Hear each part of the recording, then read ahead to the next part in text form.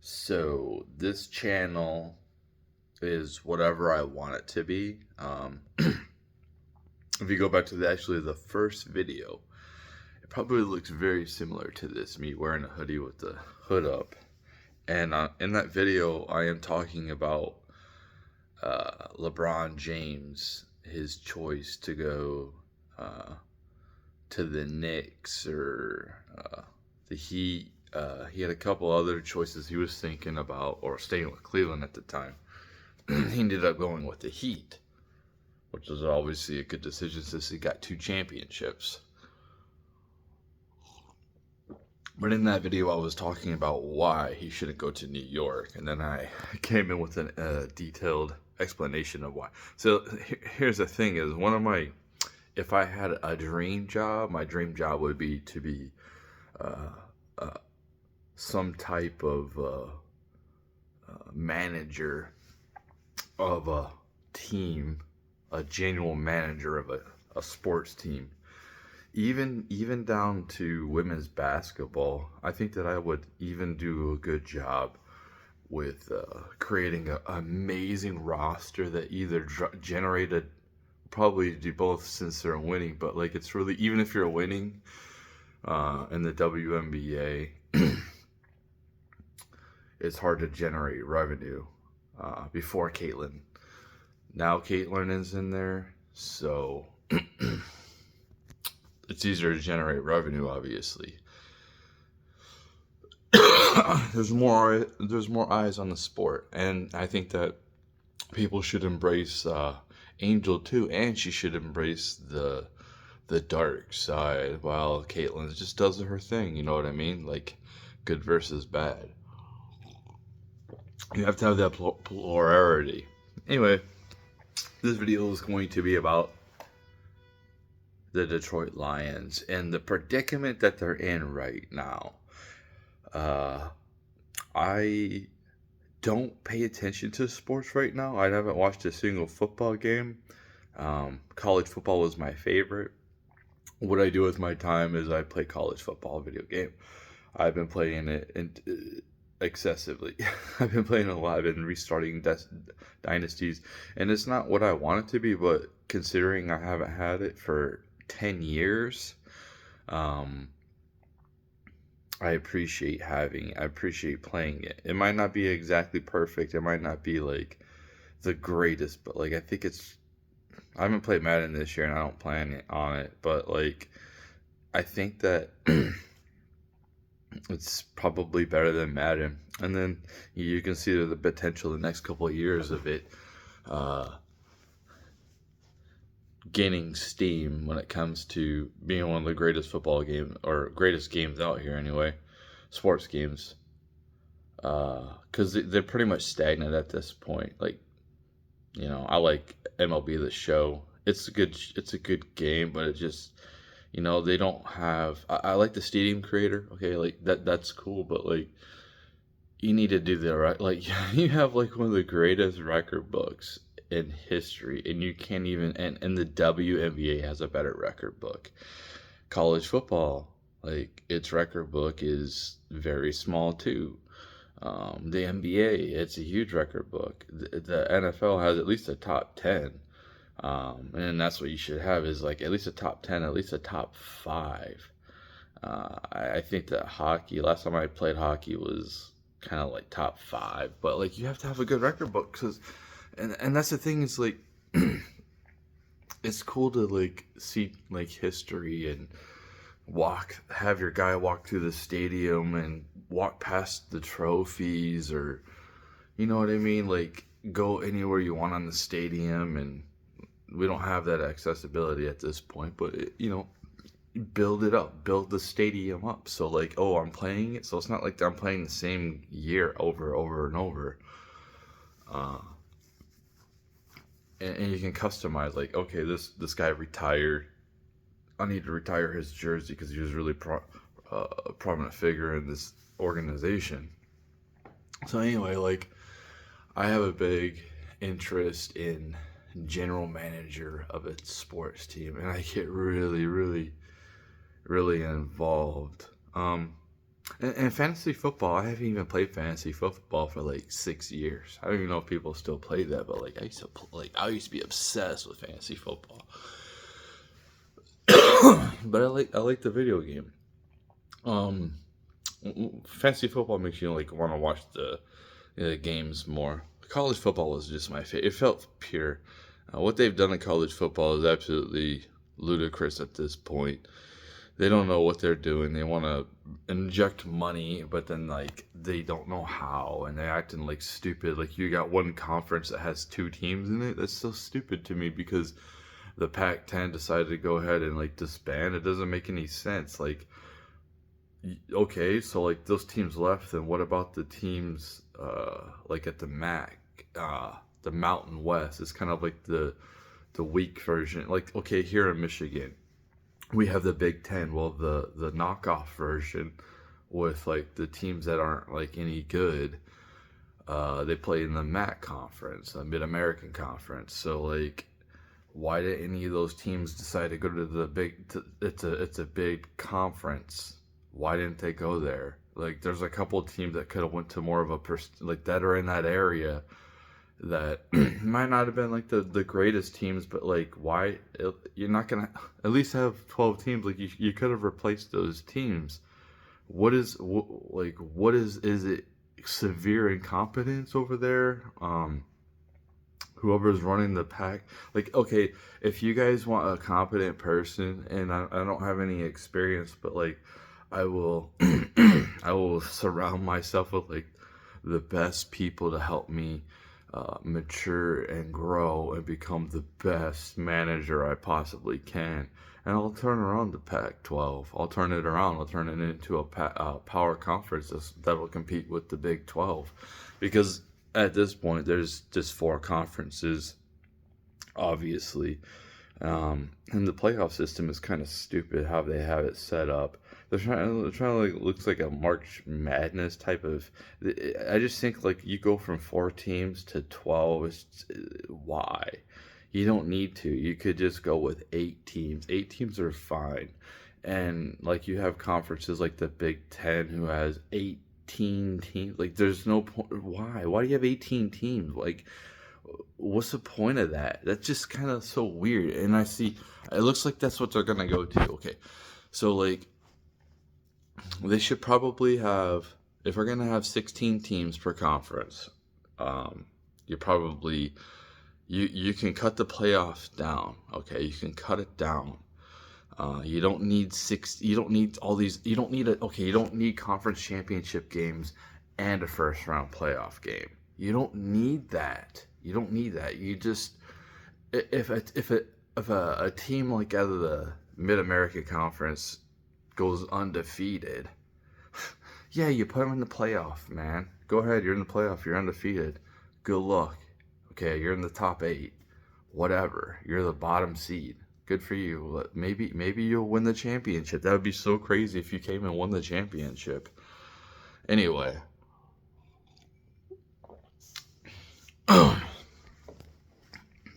it's like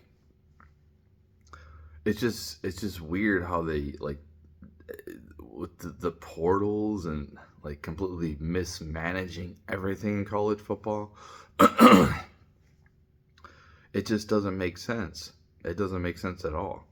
Um, the portal thing I'd have to think about more, but like at least like the playoff and the scheduling can be so much better. Fine, you got 16 teams, and then you have to play 12 of them. You should probably have 12 teams in these big conferences, and you play them all, and then maybe you play 10, and then you have 2 out of conference. Um, but yeah, like no one should play 16 games. Like this whole idea of like 16 games is so stupid, and this is what they were wanting to avoid, for teams to play more games. It's just weird. Now we play 16. What are we going to go up to? 18, 20 college football games? You know what I mean? It's just, you don't need to do all that. You can make things way more simple. Um, by uh, making the conference, make four major conferences, and just those are the only ones in Division 1A, or it's the Super A, whatever. And then like you can make a decision every year or two, if like the bottom teams deserve to be in that conference anymore. Be like, okay, Northwestern. If I was running the Big Ten, I'd be like, oh, Northwestern, like you're a pretty pathetic football program. Um, it's all about money. That's why it's all about money. That's why you see these teams from the Pac-12 go right absorbed into the Big Ten. It's kind of weird. And then you see like teams. Oh my God, they have teams like Cal and Stanford in the ACC. Like the ACC is like Florida, man. It's so weird. So like the whole point of college football, which is, yes, we're getting away from it, but you can make it more organized. We're getting away from, um, it's just you're being regional. So like these conferences were just regional because like these teams would just they don't want to travel far to go play the rival. Like they probably have like sporting events, and they have like they try to line up because like you don't want to pay for your team to have to go far away and like drive like 3 or 4 hours on a bus. You know what I mean? So like, and people are using air travel now, but it's just kind of weird. But you still want. It's just kind of funny to see one a power conference, even if it's diluted now, even if you got less prestigious teams. It's okay. It's still better than them. It's still more prestigious than the MAC. You still have two okay schools, and they would pretty much dominate any school that's in the Mountain West. So it's like, I know I'm just talking. I'm rambling about college football. I've been playing college football a lot, and I tinker with the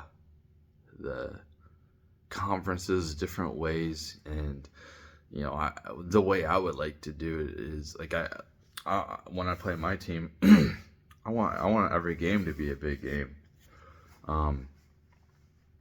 So like, I want the best schools in my conference. So I play the best schools.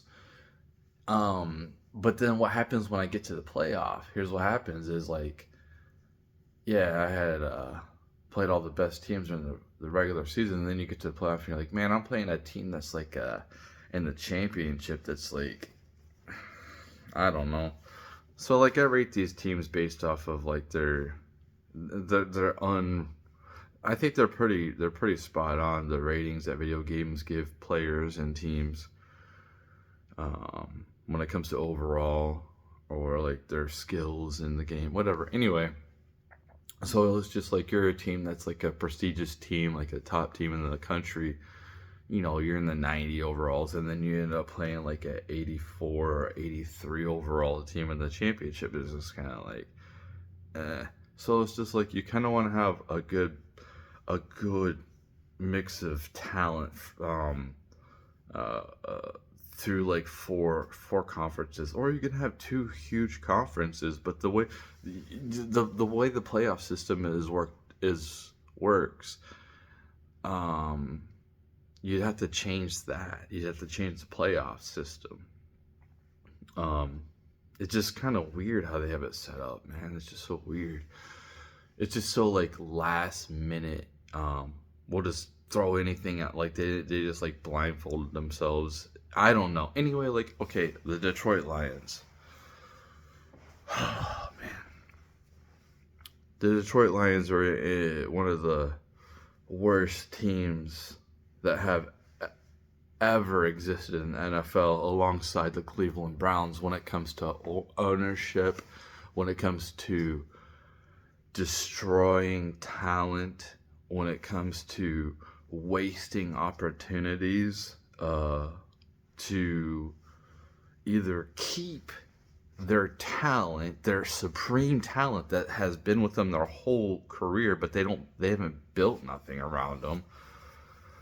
like Barry Sanders and Calvin Johnson. You got these supreme talents, can't miss talents. Two of probably, like, if Calvin Johnson was with a better quarterback, like Stafford's obviously a Super Bowl winning quarterback, but he's got an arm. I just think like his accuracy was a little bit off, and I'm not sure about his leadership. I think he was kind of soft as a leader, honestly. So like, if he would have had a better quarterback, somebody, not even, it doesn't even have to be an elite quarterback. It could just be, like a Jared Goff. If he had a Jared Goff who's not going to, he's a good game manager at least, and he's not. Man, Jared Goff, I don't know about his arm. Like, you definitely need a rocket so you can get the ball down the field with Calvin. But, like, when you look at Calvin Johnson, him just being like a freak of nature, like Adrian Peterson, Bo Jackson, these players, absolutely like freaks of nature. Being as big as Bo Jackson was and being able to run as fast as he did, like the fastest player ever. And he was huge. He was strong. Like, man, to have that coming at you, like, that's crazy. To waste that talent that the Lions did with Calvin Johnson, it's just, man. I took my kids and we seen the last home game. It was cool. He caught 2 touchdowns, and that was cool. That was a cool thing to see. I'm glad that we had that experience to go see Calvin Johnson's last couple of games, and we've never got to see him because we're poor people. So like it was a cool experience to be able to have that. So this organization has turned around majorly over the last couple of years. And I was a huge negative, like when I heard that Dan Campbell was hired, and I'm not really paying attention like I used to, but like I have a general knowledge. It's because I'm thinking about other things, but like when I heard that Dan Campbell went from being a tight end coach to a head coach, I was like, dude, this is another bonehead. Like, seriously, like, what is wrong with these people, man? Like you are the first team to go that winless in a season. The first ever team.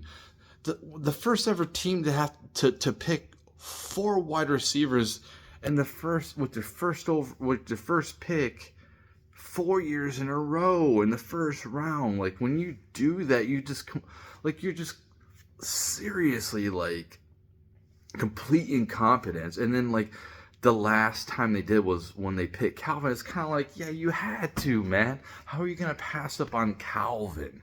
Okay, I got this one wrong.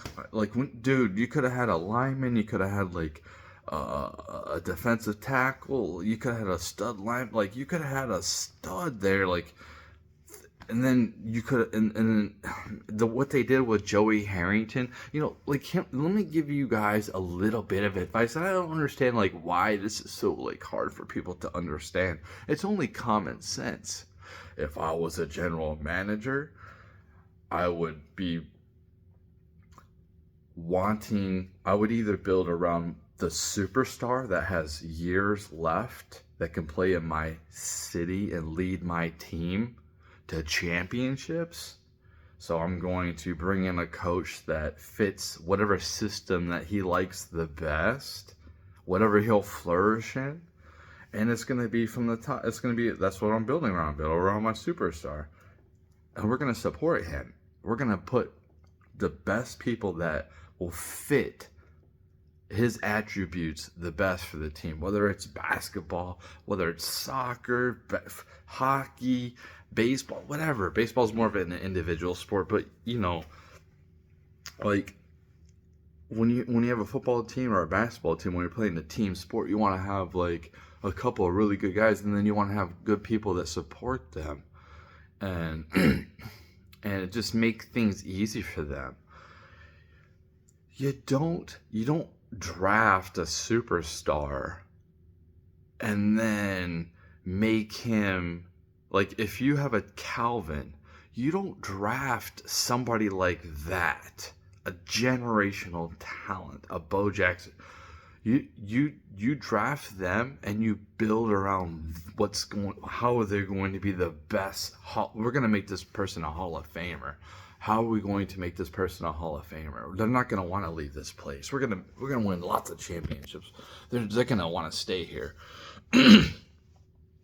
So you put like the system that they're the best around, put them in, okay, and then in the same goes if you don't have a superstar. Then you build around the coach. You build around the system.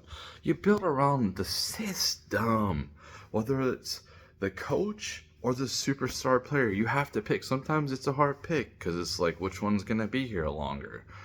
You know, then I guess you have to have contract negotiations and stuff like that. But like, but it's like is it that difficult for these people to understand that like you can build a good team, a competitive team if you have a good system and you got good players in that system that flourish in that system. When you put they're a big name, so I'm just gonna bring them in. Okay, like Crosby. I think that Crosby would be a great fit for this team, especially since Aiden Hutchinson is hurt. I think that he would fit in pretty well when it comes to talent. When it comes to he's been in this game for a while. Here's the thing: is he going to fit the system? Because it would be great to have Aiden in the Super Bowl, and then Max on the other side. Because that's what we're lacking. We're lacking pass rushing. We need another wide receiver, and we need another pass rusher on the other side of Aiden. Now we can go down. We can go in the cheap route. Pick a edge rusher. If Max, Max would be okay, financially, it's going to be a nightmare. And you're going to have to give up a lot in draft picks. And the whole thing is, you have to let players go in the NFL. You have to let them go. You can keep some of them, but some of them you have to let go. You have to let them walk. Or you can kind of trade them at the last. But, who wants that? Some player's about to be a free agent and you're going to trade for them. Unless they're going to fit your system and you're going to win a Super Bowl that year, it's kind of whatever. But, I don't know if Max is the best fit for this team. I would have to do some research. Does he fit, their scheme, their defensive scheme?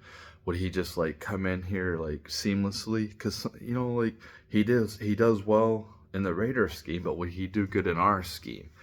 So, I'm kind of ignorant in that type of, but, I would give up 3 first. If he fit our team, if he fit our team well when it comes to defensive scheme, that's not going to be a problem. He's just going to seamlessly fit in and just, get in the quarterback's face. I would give up 3 first-round picks for this guy. That's what I would do because he's 27. He's not going nowhere. He's from this place. He's going to be a Lion. He's probably going to be a Lion for the rest of his life. We're going to win a Super Bowl. We're going to win a Super Bowl this year now because Ben Johnson's leaving. Ben Johnson's going to leave after this year, man. Now we have a good offense, but is that just because of the talent or because we have Ben Johnson?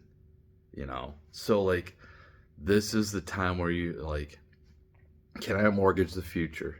Yes. Because guess what? Brad Holmes knows how to pick in that draft. Just because he doesn't have first-round picks for the next 3 years, I would be if I was him, I would be I don't need him. I don't need him. I have my seconds. And I think that you could probably get away with 2 first-round picks, and then you can give up a second round or in 3 years, or a third or a couple third or fourth, maybe a player or two as well. But I would definitely give up 2 first round picks easy for this guy if he fits the system, if he's just gonna fit in, if he's just gonna come in and fit, because like this team needs a Super Bowl win. I was rooting so hard for them to go to the Super Bowl last year. We have never been to the Super Bowl. 4 teams in the NFL, we have never been to the Super Bowl. This is the chance. We need to go all in right now and cash in and try to get that. We need to get that monkey off of our back, man, because like, being a Lions fan, we have been through so much crap. So much crap. So did the Wolverines for years. And to come here and to see Michigan Wolverines win a championship was so cool. And it would be cool as hell if Trump won this year and the Lions won a Super Bowl next year. Like, man, what we need though too, what we need is more jobs here. We need more innovation. Where I'm at, I haven't really seen much change. There's change in automation. That's what I've seen. Less human work. So like, we need huge infrastructure updates, and we need people cause crime because of poverty, man. So like, we need to eliminate poverty. So anyway, yeah, so Detroit needs to win a Super Bowl. We need to win one as quick as possible. We need just to go to the Super Bowl at this point.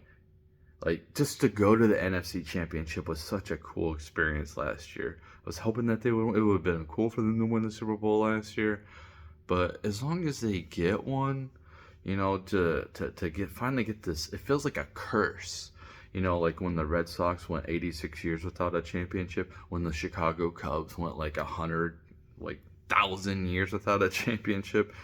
That's what it feels like for the Lions. Like, come on, man, we need a championship. This town needs a Detroit Lions Super Bowl championship. It was cool they had the draft here. That was a cool thing. But we need a Super Bowl. We need a Super Bowl. Detroit Lions need to win a Super Bowl. This is it's culture, man. It's culture. Sports is a part of our culture. So it's a part of the human experience. You know, you got to have something that you're interested in that for your physical body. Anyway, that's what I think they need to do. I think that they can go a cheaper route if they want, and not get as much of an impact player as Crosby, because he's obviously in his prime. But like, like I said, you spent it. I might give 4. Like, I'll give 4 first round picks for a Super Bowl, man. That's what I would. For at this point, being a Lions fan and knowing that Brad Holmes can come up with really good players in the 2nd and 3rd and possibly the 4th round. Like, who cares about the first round picks, man? You know what those first round picks are? They're more money that you have to put on the cap. Oh, shoot. Yeah, the higher the pick, the more you pay. So like, yeah, you can obviously offload these first round picks and then try to get your 2nd round picks higher up. And then it's like having a last round pick, but guess what? You're paying a lot cheaper. You're paying a lot cheaper for these players, and he knows what he's doing. Like, if he didn't know how to draft, it's kind of like, but it's like, dude, you don't need these first round picks, man. Just get rid of them. Like, you kind of wasted one with Jahmyr Gibbs. He's not a waste, but like, it was kind of like a luxury pick. Like, obviously Campbell and Gibbs are going to be good, but like, you probably could have, you know, traded back a little bit farther and got more draft capital than you did. But maybe Gibbs was about to be taken. Maybe Campbell was about to be taken, and that's why he did what he did. But those players probably could have went back in the 20s at least. Yeah, I get it if you don't want to lose. If you're gonna make that type of move, you need to make that type of move now too. But it would be amazing to have Max and Aiden across from each other. That would be a huge upgrade to this defense, and this defense would go like one of the. It would probably be up there with like elite defenses. It would probably be up in, I don't know what they are right now, but they would definitely be in the top 10 and possibly even go into the top 5 if they can get to the quarterback and disrupt the quarterback.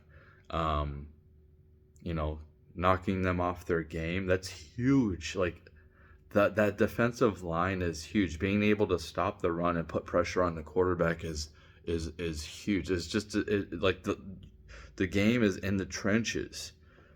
Are the offensive line opening up holes for my running back? Are they protecting my quarterback? It's won and lost in the trenches, man. So like, you don't need these fancy running backs and wide receivers, even quarterback. You can use a okay quarterback like Jared Goff, and you can win a Super Bowl. We've already seen it. We've seen teams that have had elite defenses like the Ravens and the Buccaneers win Super Bowls with like quarterbacks like Goff, and I think that he's a little bit better than those quarterbacks for sure. But he's a very similar quarterback. He's not an elite quarterback though. He's just not. So it would be cool if you had an elite defense, because if he does make a mistake, like, and turns the ball over, like, you'll have the defense might be scoring, and that's what was happening with the Buccaneers and the Ravens. Is like they were scoring. I know the Buccaneers, they were scoring touchdowns with the turnovers that they would cause. So having an elite defense to take pressure off your quarterback, to know that like if you do make a mistake, your defense is going to either stop them to make them get you the ball back, or cause a turnover and score points for you. So all you have to do is it just makes your job easier. You have a lot of David Montgomery coming at you. So that's pretty easy. If you could just rely on a beast of a running back like David Montgomery, you don't really have to throw the ball and make risky plays. So yeah, I have to cut this video off, but like the Detroit Lions fans have been through so much heartbreak with this team, so much struggle, so much. Like, we have some of the greatest Detroit Lions fans in this whole, we have some of the greatest football fans in the country here, and they are so loyal to the team, so loyal, and they try to get pumped up every year, even if it's like, oh, it's not going to be that much, but it's like, it's the same old, and then it turns out being here's the same old Lions. The same old Lions is they penalize and they shoot themselves in the foot. They make dumb choices when it comes to management, players. Like, hey, this guy's a big name, and I'm gonna go sign him, and he don't fit the system or the culture at all. I really like that. If Max Crosby don't fit the culture, you don't want him here. You can stay out. You get somebody in here that not replace but add to the defense, and that's what we need. We need another edge rusher, and possibly a third wide receiver. No, I think that we're pretty good. I think Williams is doing pretty solid, and I haven't really been paying attention, but obviously St. Brown is a beast. So yeah, I mean, you have an elite tight end to throw to. So I would, like I said, Max Crosby would be, if he fits in here, would be absolutely amazing, and it would make that defense instantly better. Instantly. Like, they might be just like top 20 or whatever right now, or just middle of the road, but they would start coming up as like one of the elite defenses. Like, seriously, they'd probably go in the top 5. I mean, if you look at some of the picks that they've made, like Jack Campbell's going to be a beast. You look at the cornerback that they got last year in the first round, like, that's a beast pick, and then they ended up like getting a couple, and they could have a pretty good young secondary in the next couple of years. You got Branch back there; he's pretty solid safety. You could have a pretty good like elite defense, and you're still adding, like, you still add young players. Like in the next year with the second round or third round, or even fourth round, you can add good players, and then you got Max. It's like, you don't need to be in the first round. Like, you pay more money in the first round, and if there's a player you want, then you just trade up and get them. You trade up and get them. You know what I mean? Like, yeah, you might not get who you want, but like if you have to trade out, it's like winning a Super Bowl is key, and we obviously don't want to just win one. We want to keep winning Super Bowls and be in the contention for Super Bowls for years to come. But we want to get that first one. We need to get that monkey off of our back, dude. We have to like get that first Super Bowl win. We have to. We can't go like. We just need to get it off of our back. We need to end that curse instead of like this is a good team. At least the Lions have something to cheer for instead of cheering for like them to lose at the end of the year so they can have a better pick in the draft. And that's where we're at. And that's where we're at. The Pistons are like, I can make another video about the Pistons, but like anyway, I should definitely be a manager of a team, but I won't. I just need assistants. I need really competent assistants, especially when it comes to legal matters, but whatever.